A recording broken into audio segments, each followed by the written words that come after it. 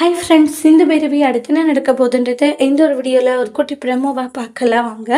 எங்க நம்ம சிவாவும் சிந்துவும் 2 பேருமே பார்த்தீங்கன்னா, வெளியூருக்கு போயிருக்காங்க. அதாவது சிவா பார்த்தீங்கன்னா, ஹைதராபாத்துக்கு போறேன்னு சொன்னாங்க இல்லையா?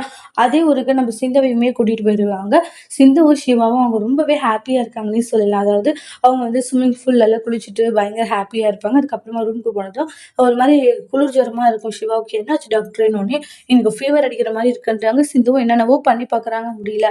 அப்புறமா சிந்து என்ன பண்றாங்கன்னா, சிவா பக்கத்துல படுத்துப்பாங்க. அடுத்த நாள் பார்த்தீங்கன்னா, அதே ரெசார்ட்டுக்கு வந்து அன்னபூரணியும் மகா வராங்க. சிவான்னு கத்தவும் அப்படியே ஷாக் ஆயி, "பெரியம்மா நீங்கன்றாங்க."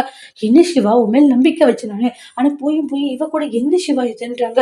பெரியம்மா அது வந்துன்றாங்க. "இங்க பாரு உனக்கு சிவார்த்திக்கு நான் நிச்சயம் பண்ணியிருக்கேன். ஆனா நீ என்னடான்னா இவ கூட இங்க இது பண்ணிட்டு இருக்க. என்னடி என் புள்ளைய வளைச்சு போடலான்னு பார்க்குறியா? உனக்கு அசிங்கமா இல்ல?" அப்படி இப்படின்னு சொல்லிட்டு தேவையில்லாமலாம் சிந்துவ காயப்படுத்திட்டு இருக்காங்க. சிவா பக்கத்துல கூட வரக்கூடாதுன்னு சொன்னேன்ல.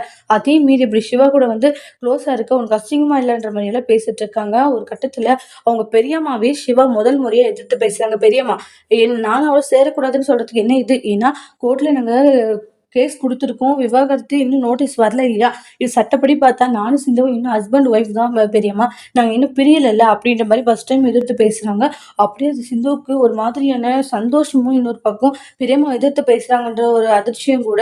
அதுக்கு அடுத்ததா பார்த்தீங்கன்னா, அவங்க பெரியம்மா எதுவுமே பேசாம சைலண்டா போயிடுறாங்க.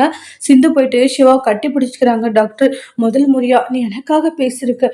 இது எப்படி இருக்கு தெரியுமான்றாங்க. சிந்து அதுக்காக எல்லா டைமும் உன்ன நான் விட்டு குடுத்துருவேன்னு நினைக்காத சரியான்றாங்க. எனக்கு இது போதும் டாக்டர். வேற எதுவுமே வேண்டாம் டாக்டர்ன்ட்டு சிந்து ரொம்ப எமோஷனலா ஃபீல் ஆகுறாங்க.